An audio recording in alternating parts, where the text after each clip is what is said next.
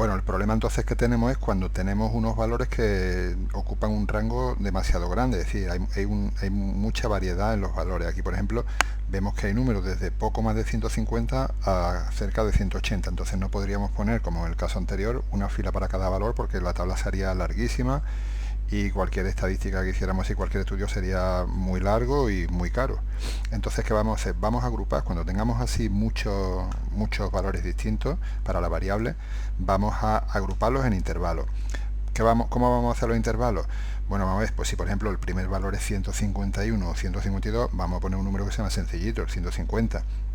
Y así redondeamos hasta el valor más grande, que a lo mejor es 178, 179, pues hasta 180. Vamos a hacer, eso es importante, que todos los intervalos tengan la misma longitud.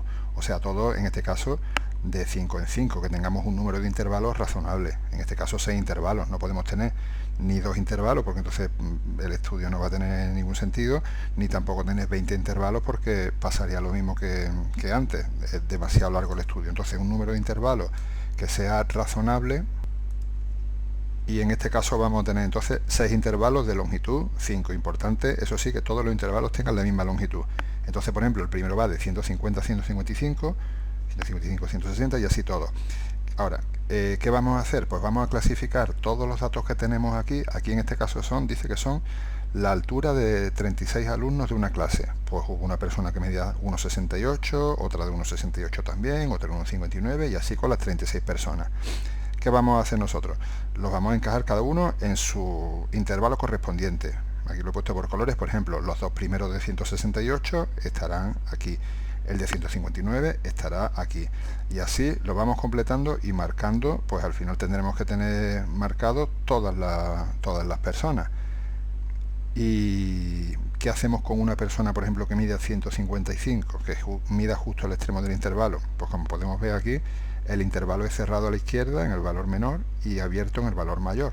Quiere decir que el 155 estará en el de debajo, o sea, un valor que esté en el extremo del intervalo siempre va a estar en el superior. Vale, entonces aquí en esta tabla están contados, hemos visto cuántos hay. Hay uno de 150 a 155, 6 de 155 a 160 y así con todos esos valores. Vale. Bien, y ahora, ¿qué otra columna vamos a poner aquí? Las marcas de clase. Las marcas de clase van a ser como las etiquetas de cada intervalo, el representante de cada intervalo.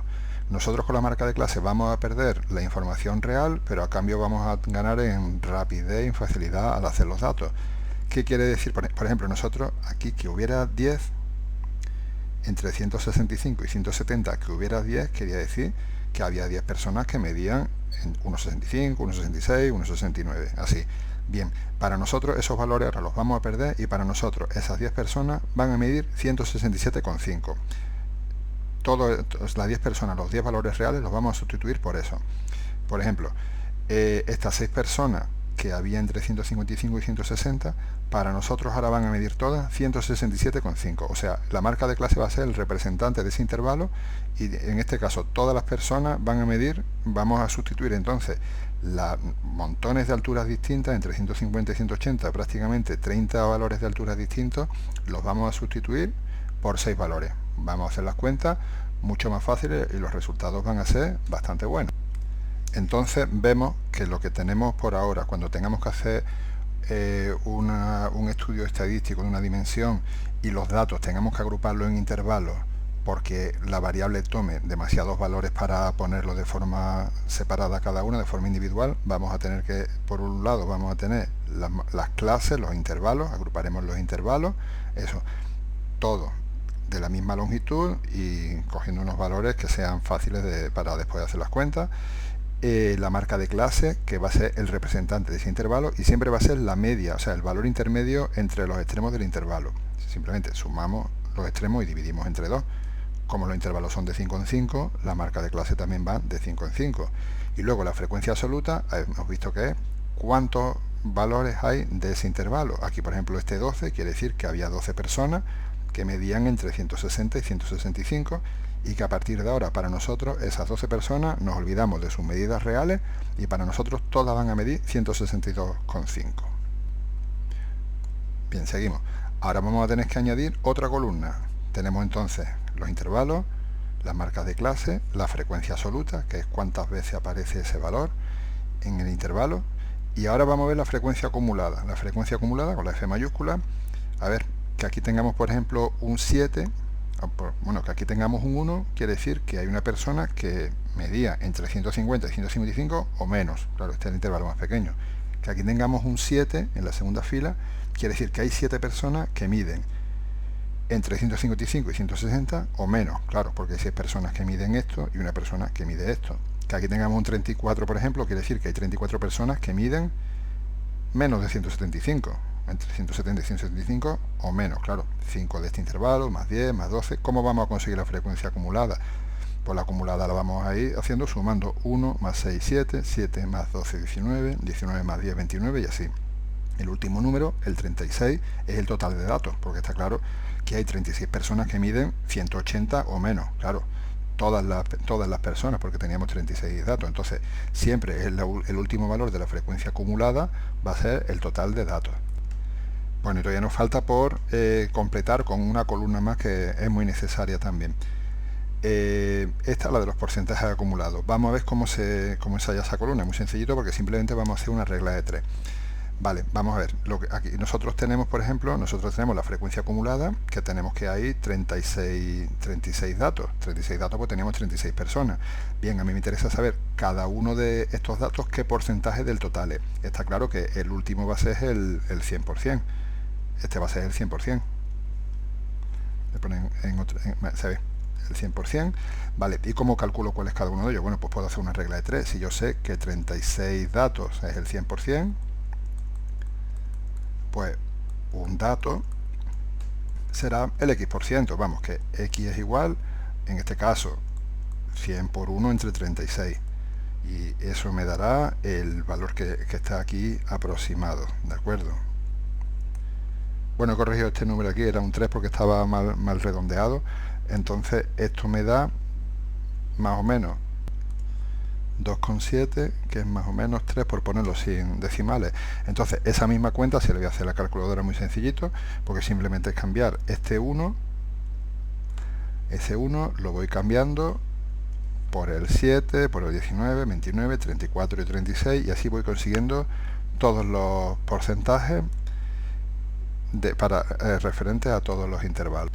Ahora, a lo que íbamos con esto, porque se supone que todo esto era simplemente tener la tabla con los datos para después poder calcular algunos parámetros de centralización que hemos visto por ahora, la media, la mediana y la moda.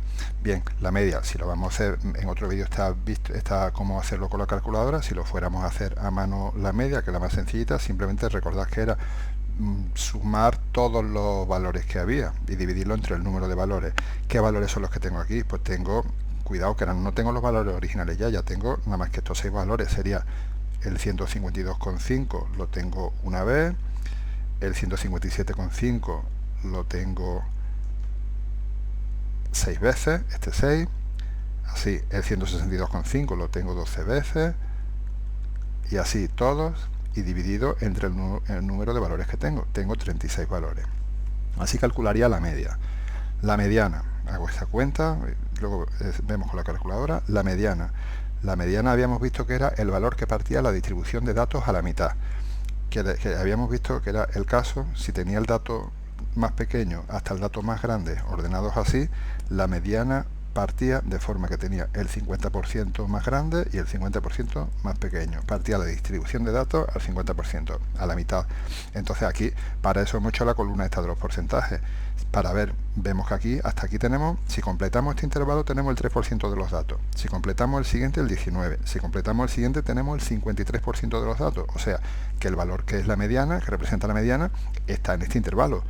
Podemos decir que la mediana entonces, este intervalo viene representado por su marca de clase, 162,5. Entonces la mediana va a ser 162,5 centímetros. Ahora, la moda. La moda habíamos visto que era el valor que más se repetía. ¿Y qué es de lo que, qué es lo más común? ¿Qué es de lo que más hay aquí? De lo que más hay aquí aquí hay 12 personas que miden 162,5 centímetros, porque miden entre 160 y 165, entonces la moda son también 162,5 centímetros.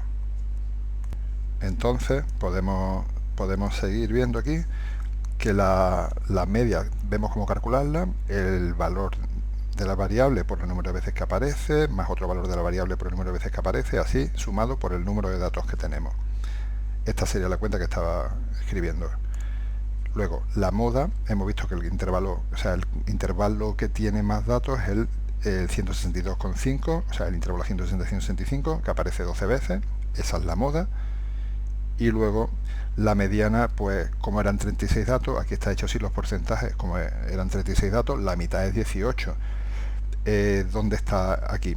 Aquí porque teníamos hasta 19 datos, sería justo después del dato 18, como aquí teníamos 19, ahí es donde tenemos la mediana. Más fácil quizá de ver con los porcentajes, como habíamos visto también.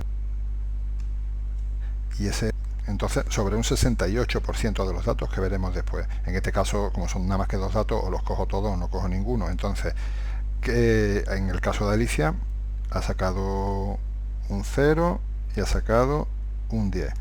Si yo quiero conseguir todos los datos, una gran o casi las 3/4 partes de los datos, a partir del 5 me tengo que mover 5 unidades, porque tengo el 0 aquí y el 10 aquí. Entonces su desviación típica va a ser 5. Si a casa llegarán estas notas, los familiares sabrían que Alicia ha aprobado, pero que ha sido muy irregular en sus notas. ¿Qué ocurriría con Benito? Benito ha sacado 2,5. ¿Cuánto me tengo que mover desde el 5 para recoger los datos? Nada, porque las notas son justamente 5, entonces su desviación sería 0. Y por otro lado, Carla, que ha sacado un 4 y un 6. A partir de la media, que es 5, aquí para conseguir recoger, en este caso recojo todos los datos, tengo que moverme una unidad, entonces su desviación típica va a ser 1. No había puesto aquí que la de Benito, la de Alicia era 5. Lo voy a cambiar de color. Esta de aquí, porque esta es la referente Alicia. Nos teníamos que mover 5 unidades a partir de la media, que era el 5. De acuerdo, entonces, repetimos, la media de los 3 es 5, pero esa información podría complementarse sabiendo cómo ha sido el transcurso de las notas, el progreso que han tenido. A partir del 5 de Alicia, que están las 3 aquí, todos tienen la media aquí en el 5, me tengo que mover 5 unidades para recoger los datos. Desviación 5. A partir de la media 5, con Benito no hay que moverse nada porque los datos son justamente el 5.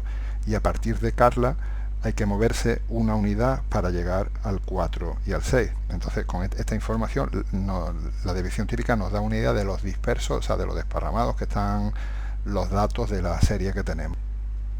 Entonces, continuando con la desviación típica, aquí lo que vienen son los cálculos para calcular la varianza y a partir de ella la raíz cuadrada de la desviación típica. La idea que tenemos que tener es la siguiente. Partiendo de la media, si nosotros, imaginamos aquí una serie de gente, tiene que ser desde luego una distribución normal, claro, aquí no vale tener niños pequeños y gente muy mayor, porque está claro que las alturas van a ser distintas, pero partiendo de una distribución que fuera normal, partiendo de la media, si nos movemos una desviación arriba y una desviación abajo, encontraremos al 68% de los datos. Si nos movemos 2 desviaciones arriba y 2 desviaciones abajo, encontraremos el 95%. Y si nos movemos 3 desviaciones arriba y abajo, nos encontraremos el 99%, o sea, prácticamente todo. Será muy raro encontrarnos una persona que mida la media menos 3 desviaciones por debajo de eso, o que mida la media más 3 desviaciones y un poquito más. Eso sería muy raro, esos casos. Bien, entonces lo que podemos ver para una distribución normal es que partiendo de la media, aquí la llama mu, la letra griega mu, bien, partiendo de la media, a una distancia de una desviación típica, viene aquí, mu más una sigma, nos vamos a encontrar con el 68, aquí vienen los datos más exactos, con el 68,2% de los datos. A una distancia de 2 desviaciones típicas, desde la media nos movemos hacia arriba 2 desviaciones y bajamos hacia abajo 2 desviaciones y nos encontramos con el 95,4% de los datos. La mitad será más pequeño y la mitad será más grande, por eso está dividido en esos dos porcentajes. Y a una distancia desde la media a 3 desviaciones, hacia arriba o hacia abajo, nos vamos a encontrar con el 99,6% de los datos. O sea, aquí hasta 3 desviaciones nos encontramos con el 99,6% de los datos. Quiere decir que será muy extraño encontrarnos un 0,2%, o sea, 2 de cada 1000 datos que nos encontremos serán más altos. Si estábamos hablando de la altura de las personas, 2 de cada 1000 personas serán más altas que la media más 3 desviaciones, y 2 de cada 1000 personas serían más bajas que la media menos 3 desviaciones. De acuerdo, ese es el significado. Entonces, la desviación, como decía, nos sirve para ver lo dispersos que están los datos y para clasificar si un dato entra dentro de lo normal o no entra dentro de lo normal. Aquí era, por ponerlo por aquí también, aquí el 68,2%.